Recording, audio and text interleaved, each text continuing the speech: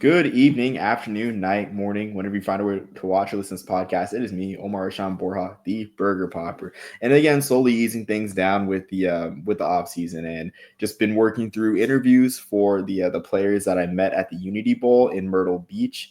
Um, just been great interviewing the couple that I've done so far, and I have another one scheduled this week. I had one scheduled last week with Kalitri's out from St. Thomas, so that should be coming out tomorrow. Actually, I'll do a little double feature tomorrow with this podcast and my interview with Kalitri now. But right now, I'm joined by an old friend of the podcast. I'm joined by Cuthbert of SSN Army, and we're here because, of course, it finally happened. The American, usually almost last of the party, finally released the conference schedule, and man, like I'm excited for it, and it provided even more excitement today that we didn't even prepare for when we planned this right out of the gate. But Cuthbert, thanks for joining. How's everything going? Hey, Omar, I'm so happy to be back, man. I love the Hardware Pod. Yeah, I'm obviously, you know me. I'm always here to talk Army football, always here to talk Army sports. Some breaking news this afternoon with one of our games and some national television implications. And I'll tell you what, that announcement today, we'll get to it when we get to it. But it shifted for me and my list and what I'm thinking about this year's schedule. It actually kind of turned it on its head a little bit, but we'll get to that when we get to that. But I'm happy to be here, man. And I hope you're doing well, as well as I am. Yeah, I sure am. I mean, I'm glad to have you on, and always love these talks. And even before going live, you had insights that I just didn't even think about with the schedule. First off, of course, we have Tarleton State, but I think they want to be known as Tarleton. They're playing out of the WAC / the United Athletic Conference, and something I realized too with a lot of the conference realignment tides happening is the way it looks right now. It looks like there will not be a Western Athletic Conference past 2026. So this will be Army. It will be in all likelihood, by technicality, Army's last game versus a team in the WAC. And of course, Army has a long history playing Air Force when they were members of the WAC and other schools, but kind of the end of an era. But this one, onto a more serious note, I'll be honest. I'm kind of scared of this one, and on Twitter when I put out a feeler for our podcast from Army fans, Coach Coach Nuke, he mentioned this game as one that he wanted that he wanted us to talk about, wanted us to showcase. And I'll be honest, like Tarleton is a program on the rise.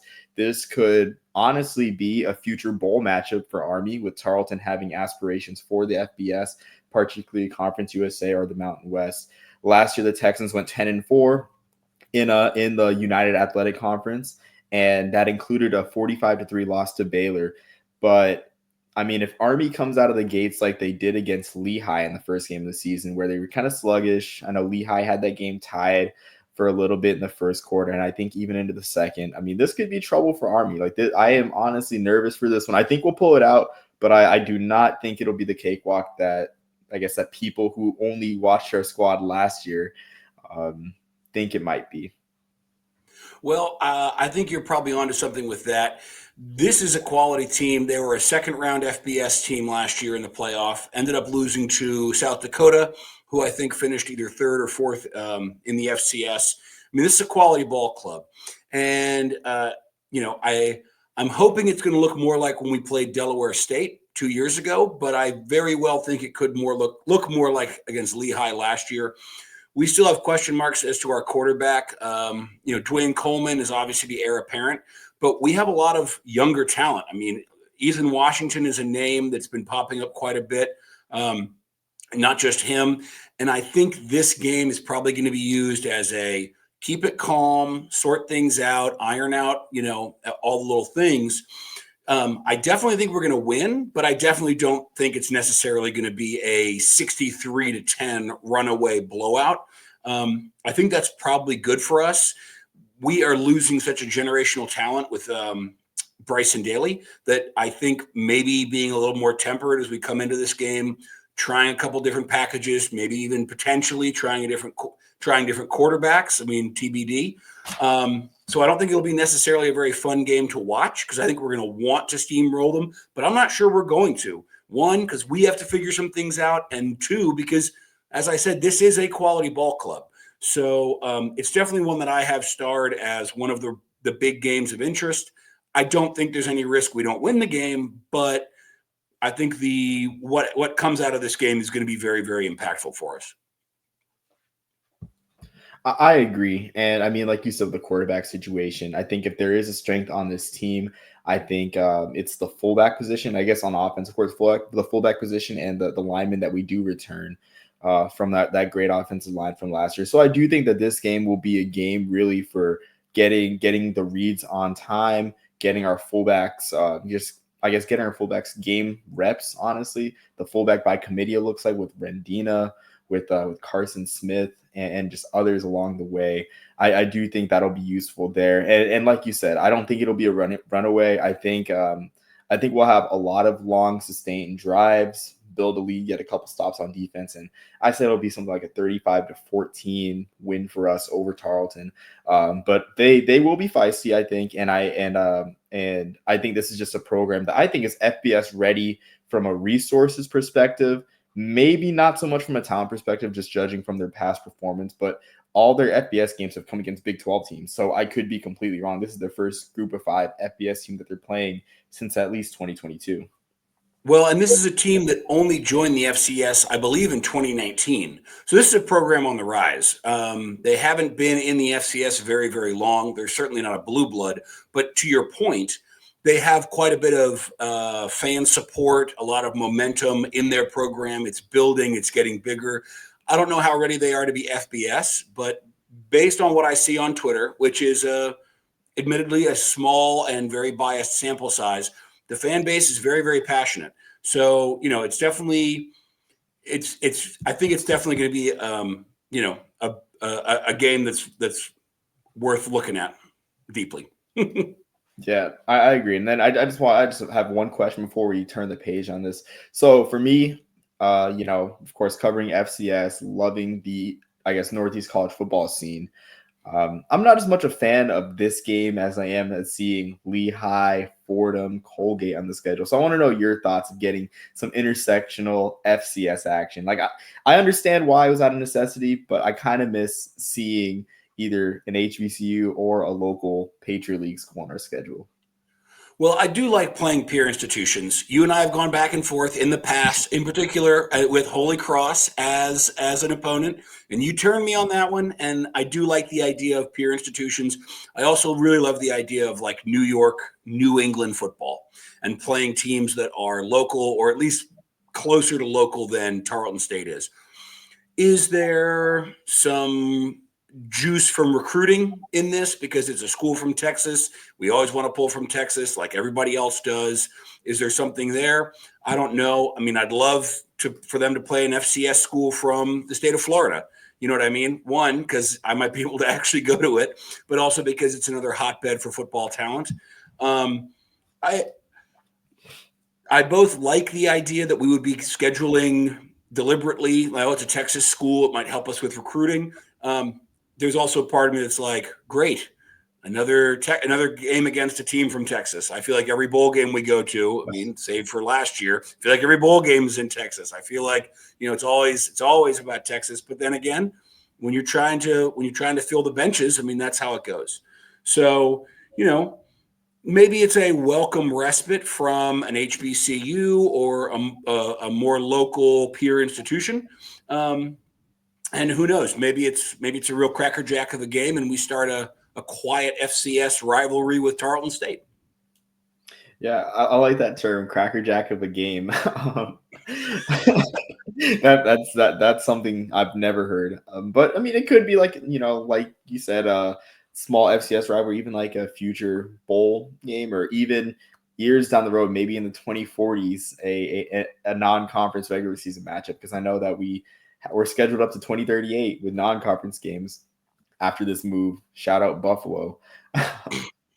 But going on to the next week, of course, this is the big one that everyone wants to talk about with a non-conference schedule, not counting the Service Academy games.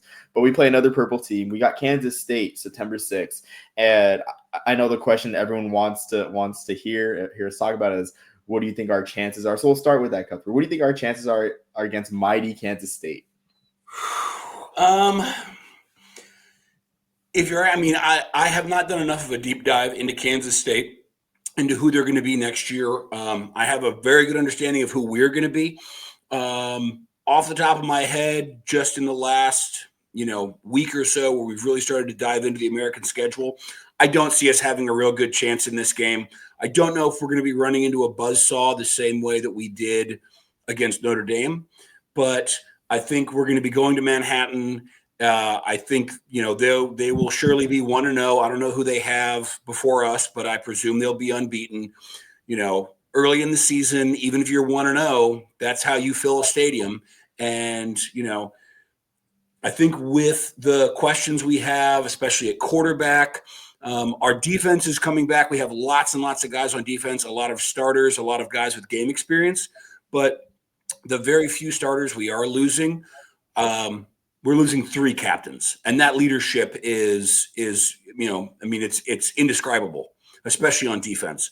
So I don't want to sell us too short, but if I'm being realistic and pragmatic, I think it's probably too large a hill to climb. But you never know. I mean, we're losing Udo, but now Hayden Reed is going to get to step up. Noah Short is coming back, so we're going to have that speed there. We got to see how it goes, but I would say, as much as I hate to, don't hold your breath.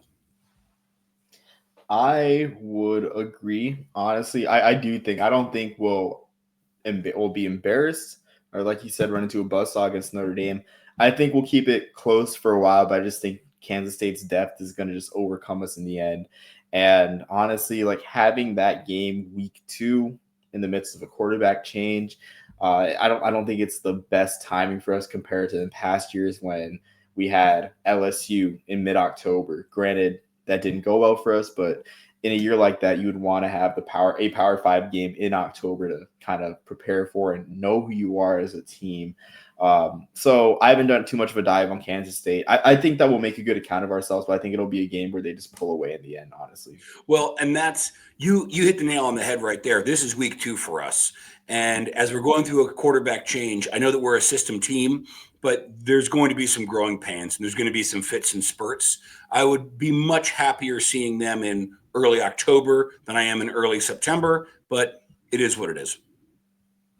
Yeah, still a fun experience. And speaking of fun experiences, so this is one of the few Power 5 games that we still have on our schedule after the move. Shout out Syracuse. I don't want to start any bad blood with Syracuse fans because they've been kind. Shout out to Troy Nunez, his absolute magician, was able to sit down for a written interview. And of course, my friend Alec Netterveld from M. Farrell Sports, who I've had on the podcast before, but they pulled out of their future game with us, the moment we joined the conference.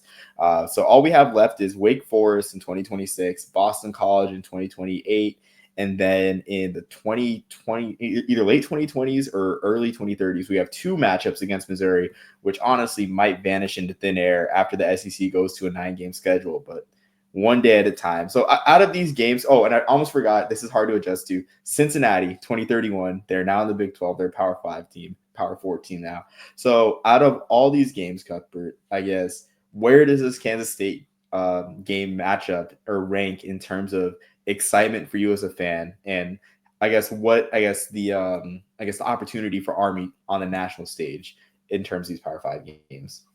Well, it's always great to play a Power 5 team. It's more eyeballs. It's more exposure for the academy and for the program, and I think that's wonderful. We don't have any historical connections or rivalries to a school like Kansas State. I'm excited because, they're not a blue blood by any means, but they are a quality college football program and have been for many, many years. I think there's plenty of P4 teams that have existed for a long time, but haven't really done much of anything. I would not put Kansas State in that category. So I'm excited for that. I do wish maybe it was a team that we had a little bit more of a connection to. You just dropped the name of Syracuse. I love when we play Syracuse. I love that it's in state. If we're going to play a team like Rutgers, I think that's fantastic. Boston College, who you named, we've got, a game in 4 years with. We don't really have a connection to Kansas State. There's no history there. So I don't know, maybe that's an even better thing. Maybe that opens us up even more, more eyeballs, more notoriety, a part of the country that maybe wouldn't be seeing us or caring about us normally. I think those are probably net positives for us. And as I said before, this is not a P4 doormat. As I loved when we played Stanford in, what was it, 2014. We only lost 24-10. It was a great game. That was when they still had, I think Jim Harbaugh was still there. That was a great a great game and a great team to play. But if we were to play Stanford now, I mean, they are a shell of their former selves as a program.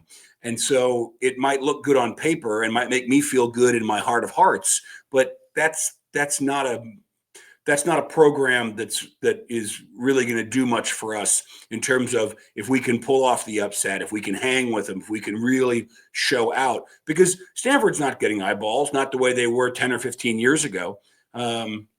So I'm happy that it is not just a P4 team, but it's a P4 team that has some real relevance. They're not a juggernaut, but they are a real team that year in, year out can really do good things and performs well on the big stage. And that just sets us up for even more success if we can do well. Yeah, I definitely agree. I mean, Kansas State, like it's funny because we lead the all-time series with Kansas State 2-0, but the years that Kansas State had before Bill Snyder, they were just absolutely awful. Only had one bowl appearance, I think, ever before Bill Snyder came along. So if we played that Kansas State today, like you say, or I guess if Kansas State was how they were before Bill Snyder today, then it wouldn't do much for the program. But like you said, like this is a great program. Kansas State very well could be ranked in this coming into this game. So even more exposure and just a great opportunity. And honestly, there should be a huge Army contingent with Fort Riley, my birthplace, nearby Manhattan, Kansas. So should be just a very interesting game. And I mean, I know Kansas State is looking at those dollar signs, bringing an opponent like Army into town. It's a win-win for everyone except Kansas State, of course, if they lose, honestly. But but just it's an exciting game. It's different. I kind of wish it had the ties. Like for me, in terms of that wow factor, the nostalgia factor, the Boston College game in 2028. That's my favorite Power 5 team, followed by Wake Forest and then Cincinnati. The Cincinnati game is interesting too because, of course, we were conference mates. And we played them, of course, out of 2020 goodwill. Good old COVID season. Honestly, what a fun time that was. But without further ado, going on to the next week, starting conference play. We don't have another non-conference game until the Air Force game. And you didn't have much notes on North Texas or Charlotte. I didn't either, except the fact that we haven't beaten North Texas at home since 2010. We play Charlotte for the first time ever ever this year. And I'm not going to – I have some opinions on Charlotte, in terms of their program. I'm not going to disrespect them. I don't think there's as much of a wow factor for a lot of Army fans, just given that there isn't much of a history with them. But I'm interested to see how the team is this year. I think that Charlotte fired Biff Poggi way too early because the flashes were there of a team that could contend for bowl games. But in the portal, everyone wants things now. And so Poggi's gone, and who knows what Charlotte's going to look like this year. I think the North Texas game is probably not going to give me the heartburn that it did last year. They lost their quarterback. They lost D.T. Sheffield. They had a star center. They all got lost to the transfer portal. I'm not monitoring their transfer portal pickups, so maybe they're going to reload in a big way. But I think the fact that game comes at home is good. I think that it's following that first bye week. We've got Tarleton State followed by Kansas State followed by that bye. And that's kind of how we did it last year too. I like that system. It kind of gives us a chance to kind of get our feet wet, get a game, get another game under our belt, and then kind of reassess things. I think we need to be careful because if Tarleton State doesn't go smoothly, we win, but it's way closer than we want to. And then let's say we go to Kansas State and we lay an egg and all of a sudden we get blown out. And now we're sitting at 1-1 and we're going into a bye. We've got a lot of questions. I think that could really hurt us. I do think we'll be able to handle North Texas. The fact that it's at home, not our first home game of the season, but I think that will probably help us. It's going to be, late September. It's going to be beautiful. And then in terms of Charlotte, I 100% agree that Biff Poggi got let go way too early. I said it a million times. That man is my spirit animal. I really love what they're doing at Charlotte. They're not a strong team, but their fan base is rabid, and they catch a lot of flack because I think their stadium only holds like 13,000 or 15,000. It's getting currently upgraded, or it's about to be upgraded, something like that. But I've said this a bunch of times before on social media and on other podcasts. I would rather be playing football in front of 15,000 people who have squeezed into a 14,000 person stadium than play football in front of 20,000 people in a 70,000 person stadium. I think the atmosphere is electric. The fact that they have that much fan support, despite the hardships they've been going through on the field, really speaks a lot to the lightning in a bottle that could be caught there. I think if they have a few more of these really hard down years, I think they might lose that spark. So, in my eye, they are sort of the little engine that could. And I do have a soft spot for them. I do think we're going to beat them. I obviously want to beat them. It is too bad that Biff Poggi is gone, and we'll see. I can't think of the replacement coach's name. Maybe he'll be able to kind of keep that spark going. I don't know, but I think that'll probably be a win for us.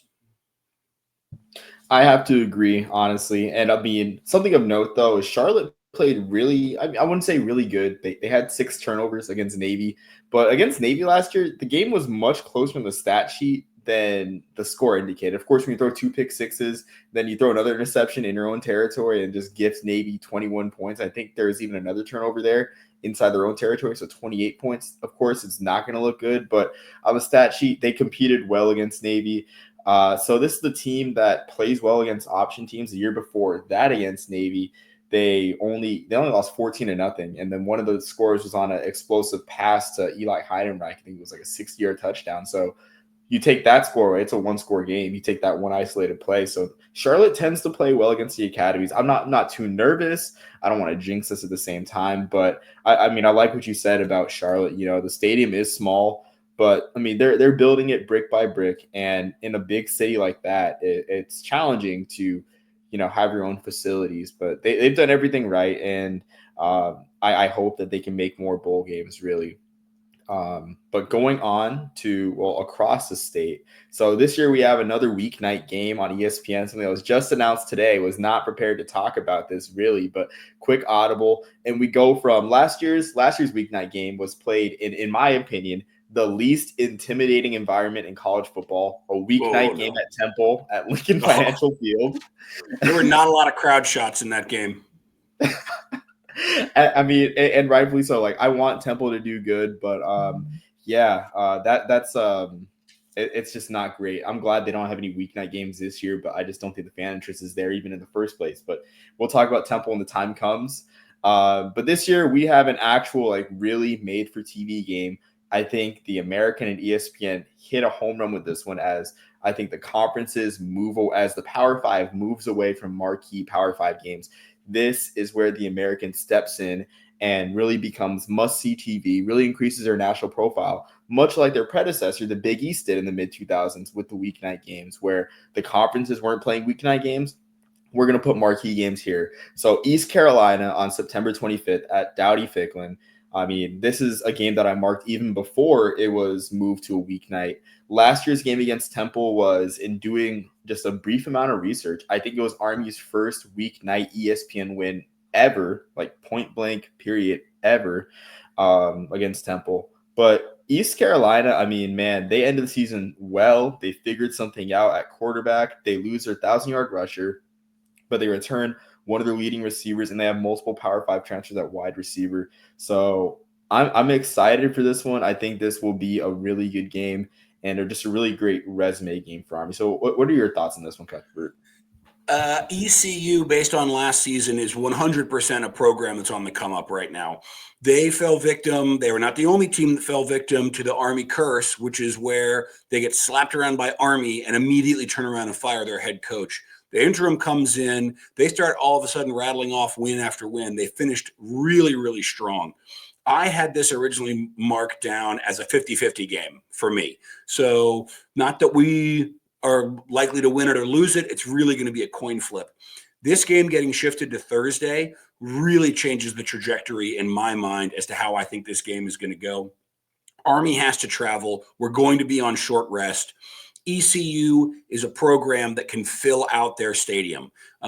Like any team, their fan base can be fickle and can show up when they're really good and not show up when they're not that good. But I have a feeling that a Thursday night game on ESPN, they are going to be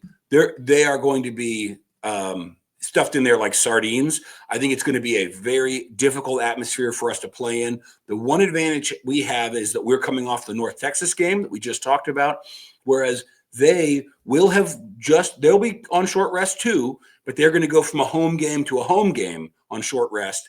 But the game they have before us is BYU. So that obviously, I mean, they start the season with NC State, which is, I don't know how much if NC State considers them a rival. I know ECU hates NC State and beat them in a bowl game last year, and there's going to be a lot of passion in that first game of the year for them. Then they've got Coastal Carolina and Campbell. Coastal's no pushover. Campbell, I think we can probably safely say that's going to be a victory. But if ECU's got a little momentum coming into here and it's a weeknight game and it's nationally televised, that's going to be standing room only. That's going to be a very difficult atmosphere for Army to come into. And our schedule is Tarleton State, then Kansas State, then a bye, then North Texas. If, as I said before, my scenario where we don't win Tarleton State, it's not a convincing win. We go to Kansas State, we get completely blown out. Let's just say nothing goes right. Now we're going into the bye week. We got North Texas. I think we're going to win that game. But if we're coming in at 1-2, or maybe 2-1, but the 2-1, our 2 wins are an unconvincing win against an FCS and an unconvincing win against North Texas, we're not going to have a lot of mojo. And we walk into a night game on short rest and a packed stadium, we could really be walking into trouble. This is going to be a huge game. I think it's going to be a great game. I'm really, really excited for it. I'm not saying I think we're going to lose, but I think moving it to Thursday is putting it in a place of prominence that is going to be shifting the scale of not neutrality, but home field advantage for East Carolina. I'm really, really excited for this game. And, they're obviously going to be they're going to be hungry. They're going to be looking to beat us after we basically got their coach fired last season. Maybe they get crushed by NC State. Maybe they lose a squeaker to Kansas State, and then maybe BYU comes in and just goes through them like rain through a $2 suit. But and they're 1-3 licking their wounds, and we're ready to make the kill. I don't know what's going to happen, but I think there are several scenarios in which this game is going to be lining up to be high pressure, a lot of eyeballs. It's going to be critical that we show up, we perform. It's going to be good for us, good for the program, and good for our standing in the American. Yeah, I could not have said it better, honestly. And I will add this. I will add that the fact that the American had the choice, the American ESPN had the choice to put the BYU game on a weeknight on Friday night or the Army ECU game on a weeknight on Thursday night. And they chose Army instead of BYU being the centerpiece of a weeknight game, having a standalone game. So that alone is a great honor that ESPN chose us over a Big 12 program, much more BYU, a program that has a national following due to its association with the Church of Jesus Christ of Latter-day Saints. Just a huge honor with that. I mean, that I want to point out, but also too, I want to be, I guess, glass half full like you are too. Just add on to that the fact that the short week could work in our advantage, where you're going to go from it couldn't be 2 more drastically different systems, with BYU having Jake Retzloff at quarterback, really pass happy offense, spread offense that loves to throw it around the yard, going to Army, of course, the triple option on a short weeks of rest. Like, that is an unenviable task, where for Army, I mean, the drop and change of scheme isn't as drastic. So I think the short week works out in our favor amazingly, honestly. And the fact too that BYU being a Big 12 school, that's going to be an emotionally charged game for East Carolina compared to us playing North Texas at home. I'm not going to say I'm super confident, but I do think that a lot of that tips scales in our favor for this game against the Pirates. Well, it was to our advantage last year when we played Air Force that the 2 weeks or the two games, I should say, prior to them playing us, they played Navy and they played Colorado State. So obviously Navy, another service academy, CIC, and then Colorado State, something of an unofficial rival for Air Force. I think that probably helped us. And I think ECU, they may fall into a very similar trap. I mean, they've got NC State first game of the season. They got BYU right before us. But I'm just worried about that atmosphere. I'm worried about that stadium being sold out and it being a night game and the fans being rowdy. And look, we can rise to the occasion and we can deliver. I think we've shown that, but that doesn't make it any easier. Yeah, I do agree. The atmosphere will be great.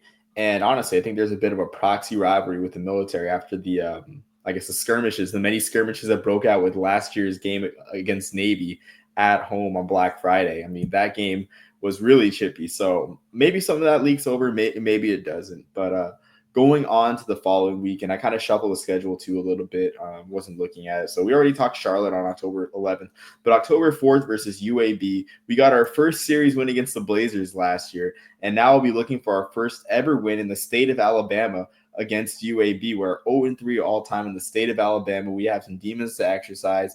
UAB, I mean, it's year 3 of the Trent Dilfer experiment, has been going well. But on defense, just looking at the transfer portal, I got curious. They have some just really good primetime players on defense that they added through the portal. They have a playmaking safety from St. Francis of the Northeast Conference. And most fascinating, too, the fullback game could be weakened against UAB's line with Jelani Davis, a Southern transfer that had 12 tackles for loss at defensive tackle for the Jaguars last year, and he weighs over 300 pounds. So that's an instant boost up the middle for the Blazers. But other than that, I mean, they lost their top 2 receivers to the portal. I think it's going to be much of the same, honestly. And I mean, sorry to say, I just don't like where Trent Dilfer has a program going. I think it's very sad just with everything the program's gone through. But this isn't a UAB podcast, so we won't talk as much about that. This is a game that this is honestly, looking at it right now, this is the only game that there's any realistic chance I might be able to make it to. We have family in Huntsville, which is not super close to Birmingham, but it's in the same state. I mean, close enough.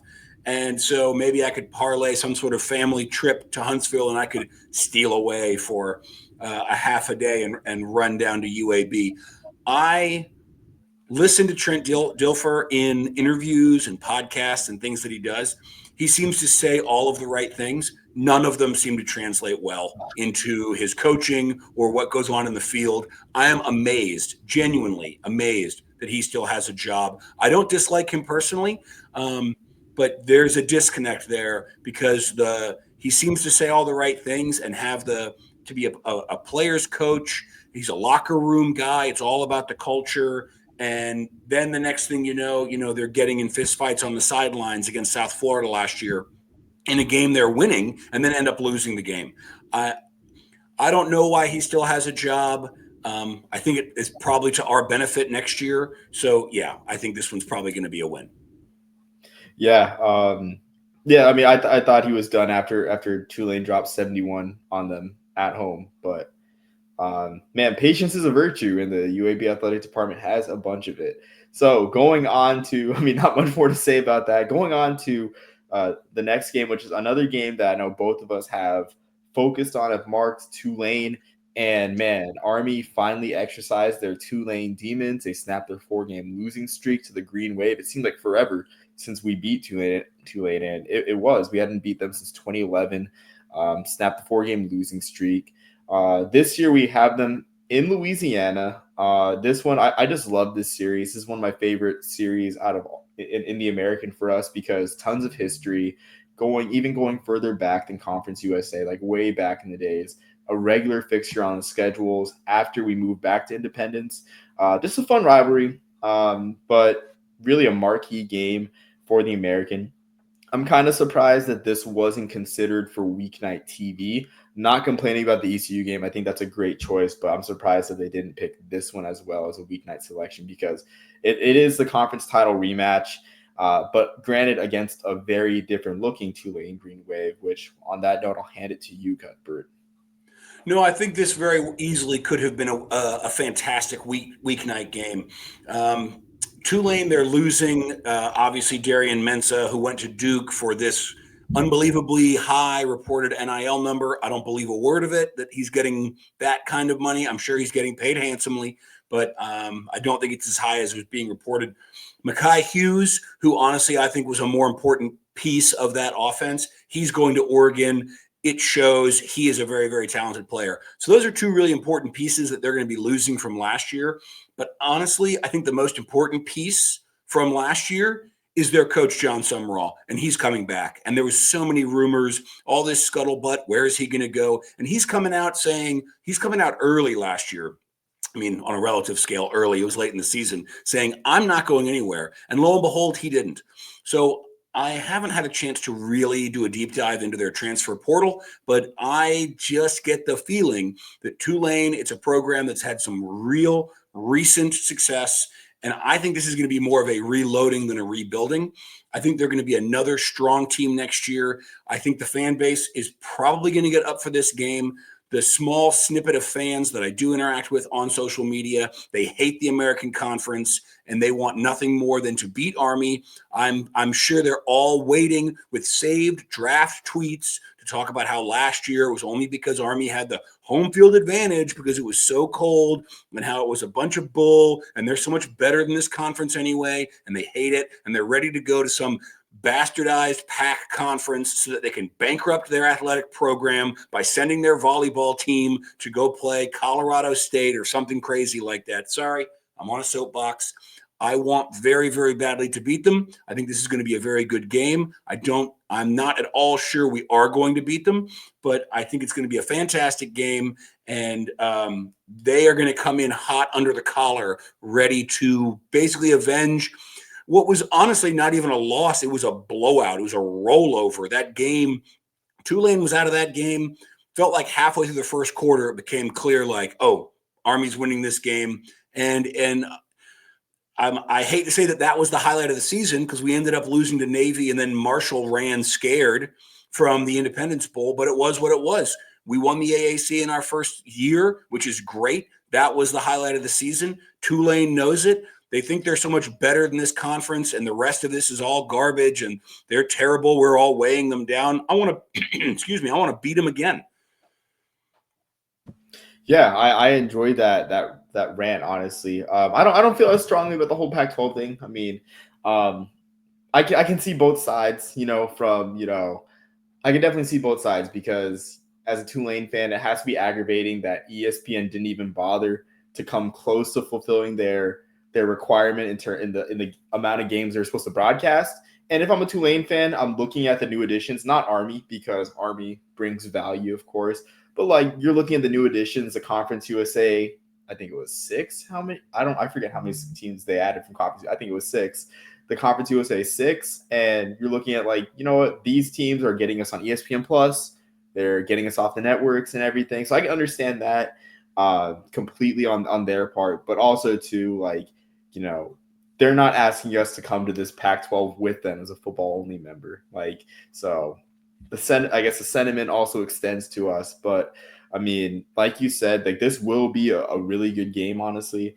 And I mean, we've had troubles at Yeoman before. In fact, in the state of Louisiana in general. I mean, a lot of people don't realize that the Independence Bowl last year was Coach Monken's first win in the state of Louisiana as coach of Army, which was something that really surprised me. So, I mean, this one might be an early runner for AAC Game of the Year. But I share much of the sentiments you have in regards to Tulane, but just not as much animosity, really. But going on to the rest of the schedule, so there's a bye week and then just grouping these together. Air Force, I'm not really sure there's much else to say about Air Force. Of course, it's a CIC game. I mean, Coin flip, man. I say it every year. It's like in the best of times and the worst of times, CIC games are coin flips. I think last year we were a much stronger team than, excuse me, a much stronger team than Air Force was. Obviously, Daly was out that game. Dwayne Coleman, he came in. We had a very conservative offensive game plan. We executed that conservative game plan, make small risks, win the game tight, but win the game, and we did, and that was the most important thing. Calhoun is obviously coming back. Air Force was decimated between 2023 and 2024. I don't know how many people they're losing from last year, but there's no way that they're losing as many people as they did the previous year again. So I expect them to be up, and it's at Air Force. That is obviously an advantage to them. Then again, it's a CIC game, so maybe it's all a wash. I'm on record. I always say I predict. I don't care how good we're looking or how bad we're looking. We're going to go 1-1 in CIC games. That's the safe bet. So we'll see how it goes. Yeah, I agree. I was really amazed by how much Air Force improved over the year. I mean, including that win over Oregon State, really a signature win for the year for what was really a wash year for them. So credit to them, but like you said, a coin flip, and they have some experience at quarterback now. That was a big question. Experience at quarterback, they have it now. So who knows if this is an Air Force team that has turned the corner. And November 8th, we have Temple. I don't think we had any notes on Temple. It's great to see. I mean, it's great to have them on the schedule regularly. I mean, that has potential to be a great rivalry, a great Thanksgiving weekend rivalry. But it looks like the American is going ahead with Army UTSA as our rival, which I like, and we'll talk about more. But this home stretch of the season is something that you highlighted as important, as not just important, but a challenging stretch. For me, I wrote off Tulsa. I'm not gonna lie. I wrote off the Golden Hurricane. I thought we beat these guys 42-7 at home or on the road in Tulsa.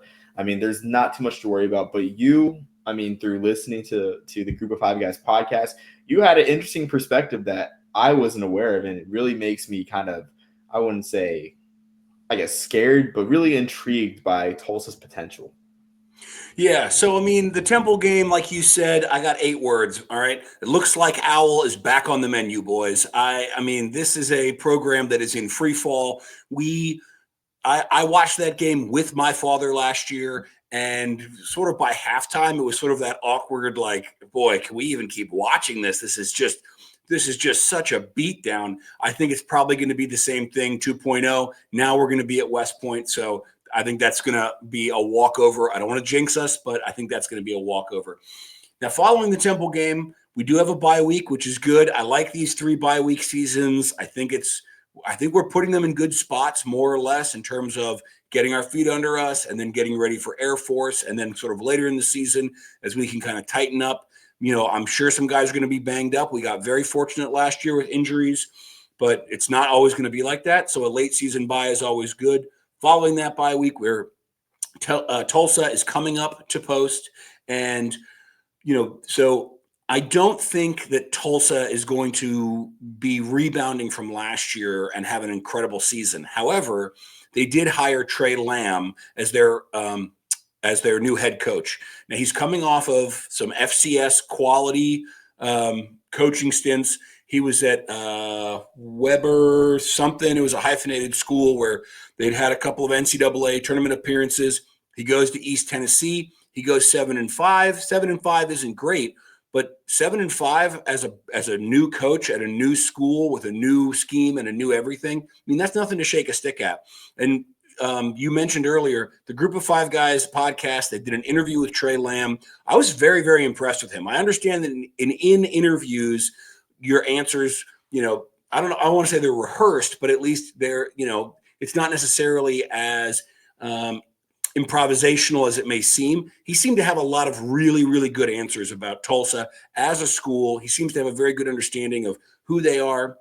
They're obviously smaller, fairly high achieving academically, private school. But in terms of where they're located in the country, in terms of recruiting, Oklahoma, Texas, the Midwest, and then, it all comes down to dollars and cents. The answer to all your questions is money.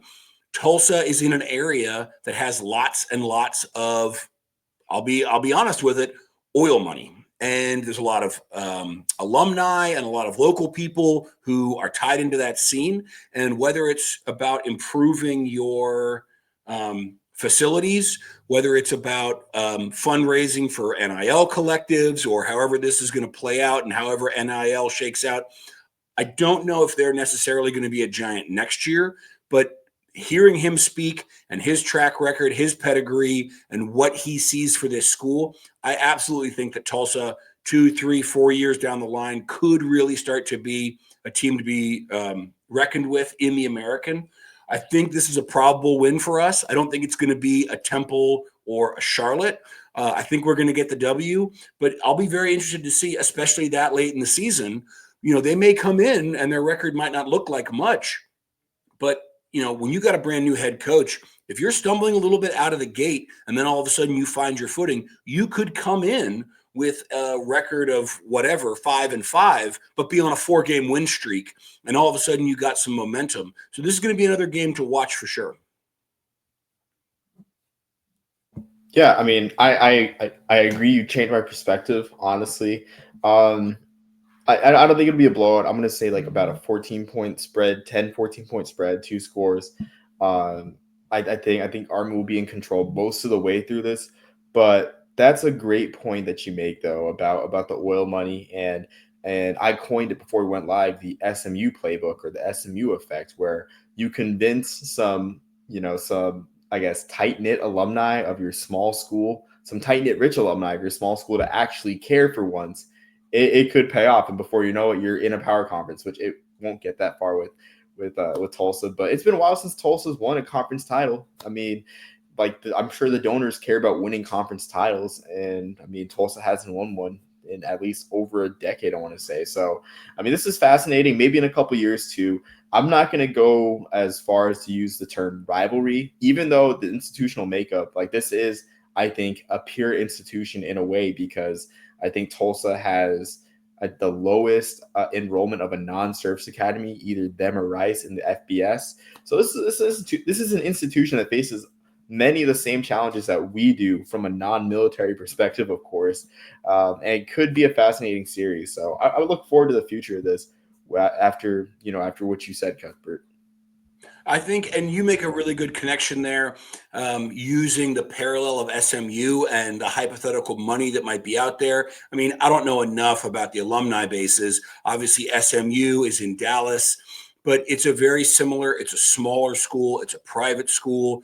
And if you can get some donors with some deep pockets and you can get them interested, I don't think Tulsa is ever going to be, let's say, the University of Miami. But I think that is the model they want to emulate. They want to be more like Miami and less like Wake Forest or Rice or one of these other schools that is smaller, that might have deep pockets, but also has the higher academic standards.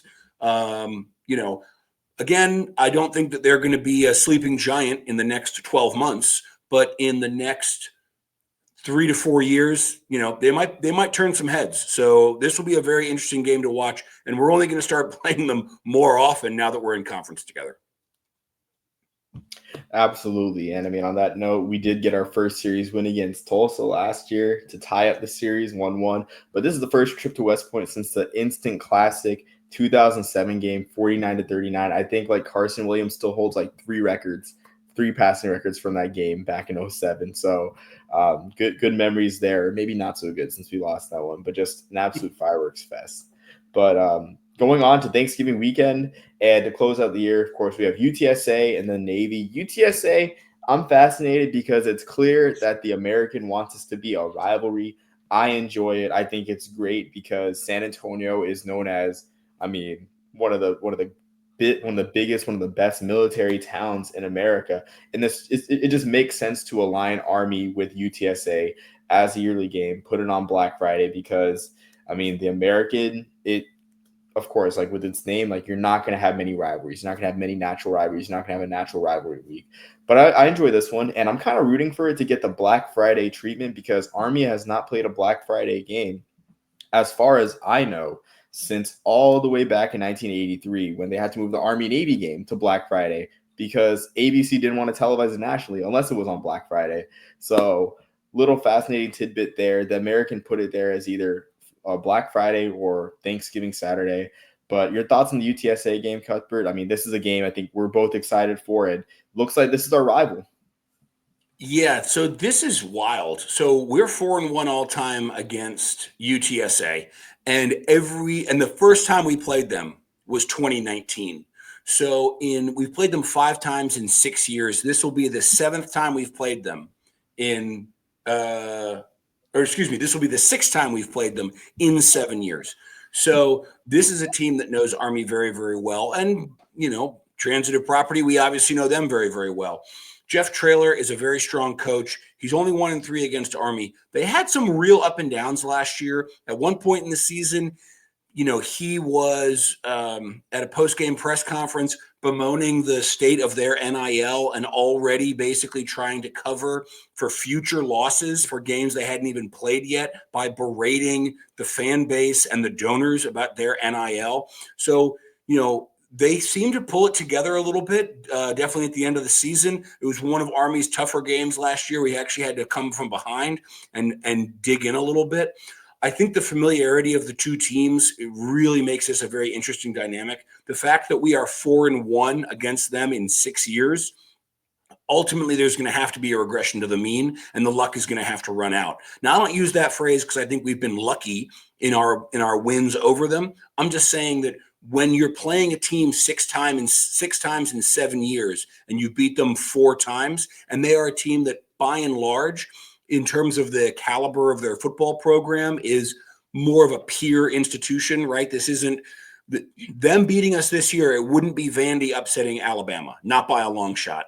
So I definitely think we can win this game, but I think it's going to be close, and I wouldn't be shocked if they pull it out. I mean, at a certain point, you can only play the same team so many times before they finally get one through. And yes, they have beaten us, but we're 4-1 in 6 years. That's a fantastic run. I think we can do it again. I think we will do it again, but I don't think it's going to be a walkover by any stretch of the imagination. And the fact that it's going to be played Thanksgiving weekend, that's going to obviously, who knows what the season is going to hold in terms of injuries, in terms of, hypothetical staffing changes. I don't think we are going to see any, but they might see some. You never know. So it's really hard to predict these late season games.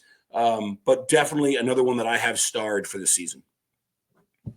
Yeah, I mean, me too. And I think the interesting point too, just judging from, like you said, the familiarity, just going off that point, I think it's interesting because out of the past, I want to say 3 years or 2 years, because I don't want to count 2023 as an option year. I think UTSA has played the option arguably the best of Army's non-service academy opponents. Like 2022, that was the infamous game where Army threw for 304 yards, but they couldn't really get as much going with the option in 2022. Then this past year, I mean, Army looked out of rhythm at times against UTSA against the option. So I think this is going to play out well for Dwayne Coleman if he. I mean, I'm gonna say he will still be the starting quarterback by Black Friday. I mean, because he operates better out of the shotgun. Like you can tell he's more comfortable looking at the Air Force game plan. A lot of shotgun operations for them against the Falcons. I think this is the game where Army can open up the playbook more, run more shotgun with Coleman, and Coleman can shine more as a passer. So looking ahead, I'm excited for that one just for that reason, of course. And we have a lot at stake at the Alamo Dome because against UTSA, we are 3-0 at the Alamo Dome. It's Mikey Stadium South. We're 3-1 all time at the Alamo Dome. We lost that 2006 game against A&M, but it's Mikey Stadium South. The unbeaten streak against UTSA on the road we have to have it continue, honestly. But just like you said, just a really good game, and honestly, like this might become a flagship rivalry in the AAC. Absolutely. But of course, now to I guess end things. Now we have the most important game of the year, December 13th against Navy on CBS as usual. Same bat time, same bat channel every single year. Second Saturday of December. This time in Baltimore. And I know you expressed to me and Brendan in Jersey in a group chat about some bad juju. Just looking at this schedule. I'm just gonna let you talk through that a bit, but. So I said it earlier that I always feel like when it comes to predicting CIC games, it's always the safest bet to say is you're going to win one and you're going to lose one. That way you're never disappointed or rarely disappointed. I'm going to go out on a limb here. I'm going to call it now. I'm calling my shot. This is going to come back to bite me in the butt. I have no doubt. We are going to lose this game. And the reason why we are going to lose this game is because we are going to be in the AAC championship again next year. I don't know who we're going to play, and I don't know if we're going to win, but I am confident we are going to be in that game next year. Now, last year we had an incredibly, what's a kind way to put this? Let's say a favorable AAC schedule. The teams that we played last year, all of them finished 500 or below the year before. I'm looking at the schedule this year. It is a little bit meatier than the schedule we had last year, but I think we are going to be able to get to the AAC championship again. I think we are avoiding USF, in particular USF early in the season, because I think that they're going to crash and burn next year the same way they did this past year. You know, you don't want to see USF in week 3 or week 4. You want to see USF in week 9 when the wings have already come off the plane and they are, you know, the dumpster fire that we all know they will probably be. I say that, unfortunately, as a USF alum. It is what it is.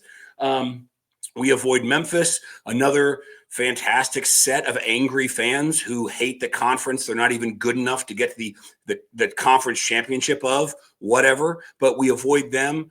Obviously, we don't avoid Navy. We're going to play them, just not until the very, very end. I think we're making the championship next year. I think we're going to be – I mean, I'm looking at our schedule, and before we get to Navy, at worst – I'm seeing us at 7-4, and realistically, I think we could be 9-2.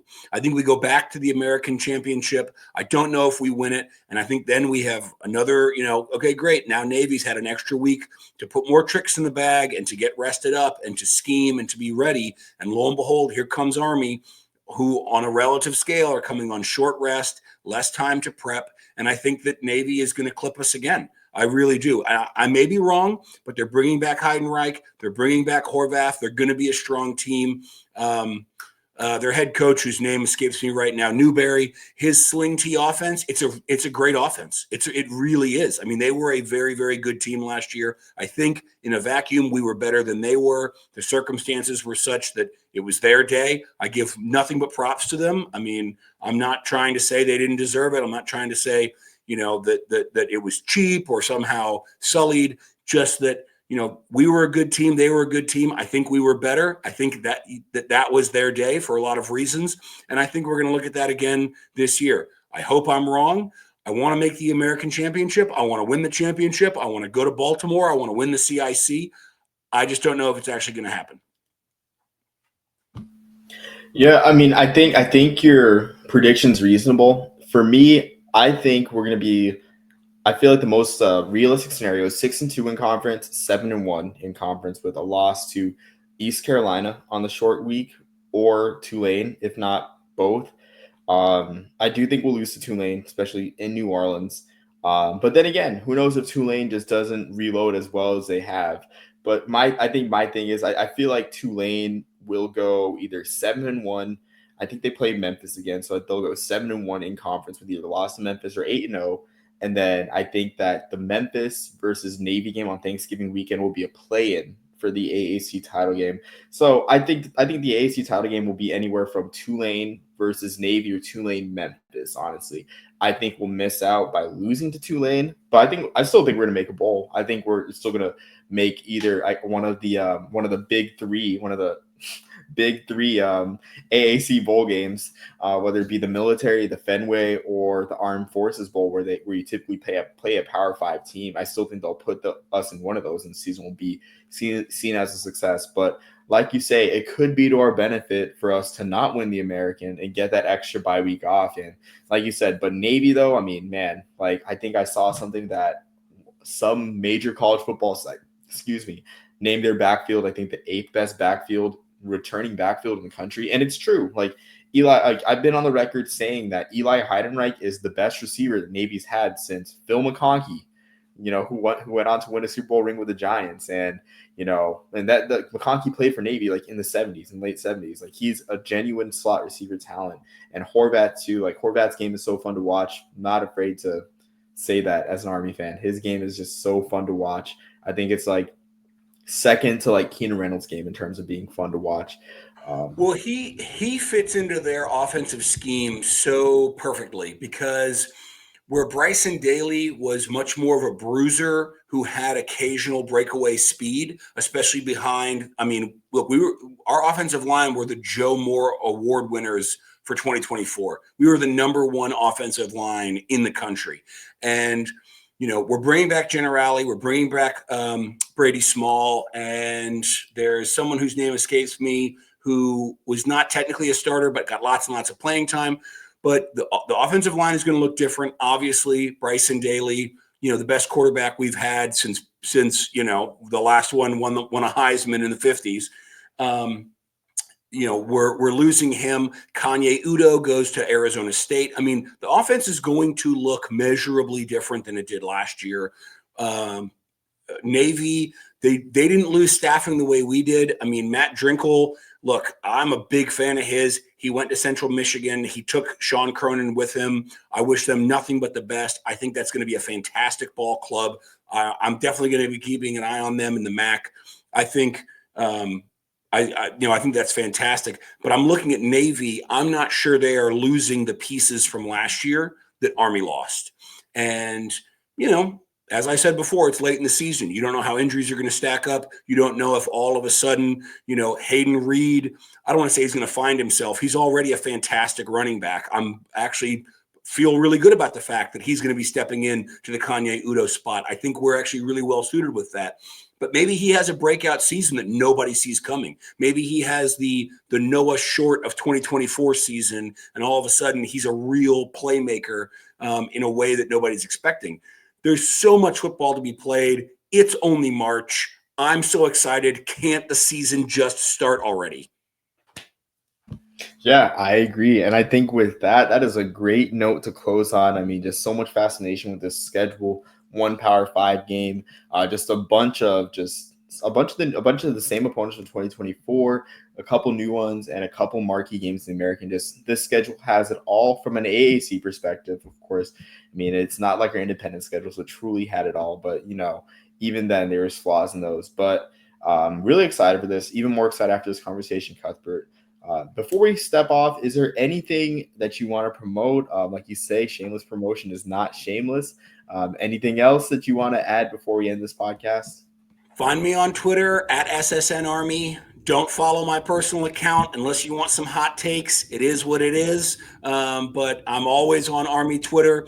Our men's lacrosse team, our women's lacrosse team just had a little bump in the road here against Colorado, but our men's lacrosse team is doing really well. Baseball just took a series from Air Force. I'm tweeting about everything under the sun. We got the hockey playoffs coming up. If you want to talk about Army sports, I'm always around. I'm always checking Twitter.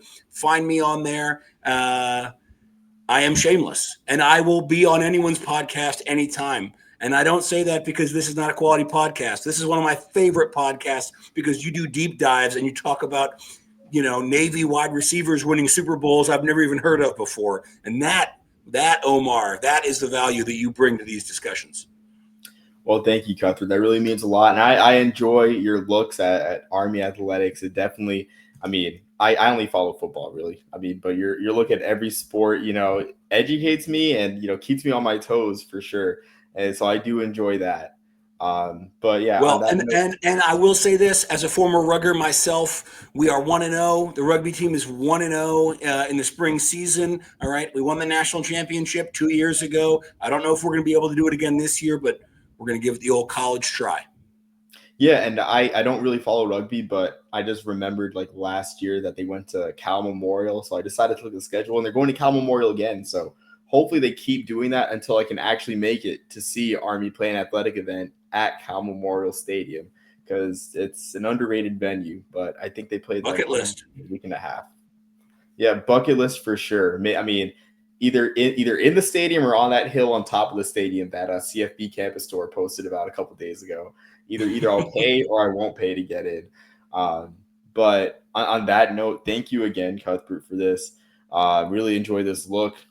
Man, can it be August already? But until next time, it is March, and everyone, thanks for listening and or watching. And until next time, everyone, peace, love, and soul. I'm the Burger Popper. Beat Navy.